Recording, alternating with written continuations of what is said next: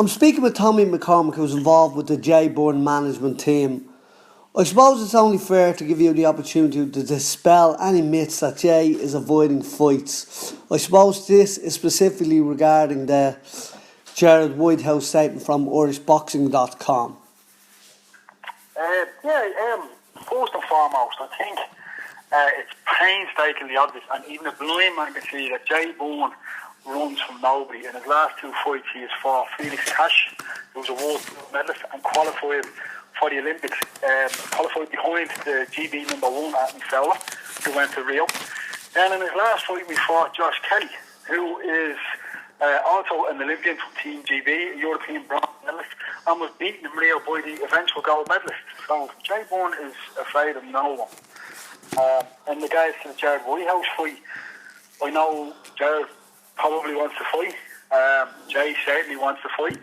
But just as part of management with any boxer, we've planned out a route for Jay. We'd like to look at some sort of title shot for Jay, and be that whoever it is, we're happy to take the fight.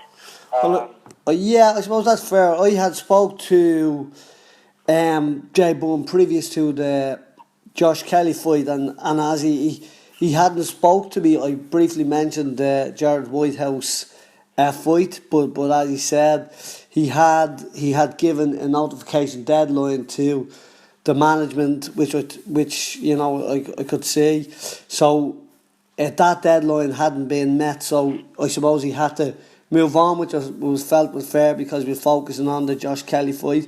He did also say to me that certainly he would certainly be inclined to promote any fights in the future with himself, big fights. I'm sure he would be well capable because he has a team of boxers and stuff himself there as well. But yeah, so I could certainly conclude and agree with the fact that I suppose Jay Bourne has gained everybody's respect and admiration for, I suppose, his two brave, gallant efforts.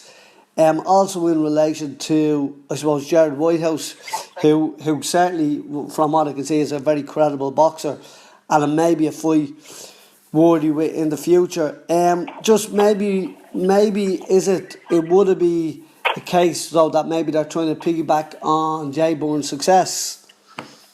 I actually don't blame any promoter that's trying to promote a show. It's a dog-eat-dog world, and of course they're going to try and piggyback. Jay Bourne at the moment, outside of the elite level guys, is probably one of the most talked about fighters in Ireland at present. Two very credible performances, which in fairness, everybody in the boxing world had him wrote off. Nobody said he'd go the distance with these guys, and he's proven everyone wrong. This is a guy who won't lie down for anyone, and there's nobody on the domestic scene fighting us. Nobody. Jay is willing to fight a light middle and welter. Yes, we did take fights at middle, but that's the boxing game. But at light middle and welter, we're very happy to take any fights domestically and internationally, as we've already proven.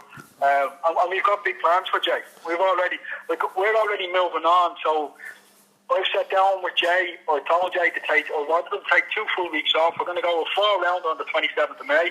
Just get Jay back out, get a nice little win under the belt, and we've already in talks for another big fight for Jay. And more of that will be released soon. Robbie will give you the exclusive on it as well. Okay, well, I suppose it's fair. I suppose I can understand to a certain extent. I've also spoke with Leonard Gunning, who I suppose he would have been inclined to look for the fight as well previously, but I suppose running the promotional bill, and I suppose with Jay Bourne that he had been fighting Josh Kelly, there may have been a danger that if Jay hadn't concluded and performed well in 6 rounds, that the fight may have never transpired, and I suppose that's why they had rescheduled from what I gather to he had to move on with the bill, and I fully appreciate that, but I certainly do conclude and appreciate what Jay had given the deadlines, and certainly I see if the two of them do well in this fight, and certainly Jay I would see would have the name of having the pick of who he wants to fight, but I'm sure Gerard Whitehouse might go out and make a name for himself, and maybe that might be a match a match for you in the line in the future. I'm sure both promotional teams could sit down and talk about running a big show maybe out in Wicklow with that happening. Yeah, look, I'll tell you, for me, what I would have liked to see, what I really would have liked to see would have been some sort of commitment maybe for them to say, produce a contract and for us to sign it provisionally on the arrangement that Jay gets through his fight in full health, that we're signed up to fight. But because they hadn't got the faith in Jay, it just makes me feel that they don't respect Jay as an opponent, and why would we hang around while they're hedging their bets on something? Like, we're not plan B. We're either plan A or we're not a plan at all. Like, we're there, we're taking the fight. And let's be honest, there's nobody else in Ireland that's doing that, that's taking fights as underdogs. Nobody else. We're taking them, and people say, I am not taking these fights. But Jay Bourne's name has definitely gone from being a very seldom mentioned to being someone that's being mentioned and being mentioned very, very highly by the likes of Eddie Hearn, the Sky production team. I'm delighted to work with him again. Massive praise, and again they want to see him again. So I mean, okay, where yeah, did he gone wrong?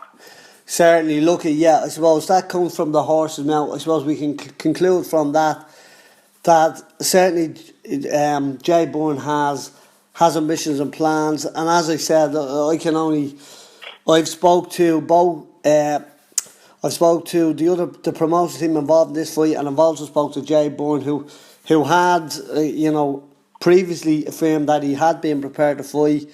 The deadline hadn't been reached, and I suppose he had to move on. But certainly, I think it's a fight in the future that could happen and could be made, and I'm sure we will see it down the line. And listen, thanks Tommy for putting everything straight on the record, and we'll release that, and so the boxing public can hear it from the horse's mouth. Thanks very much, all.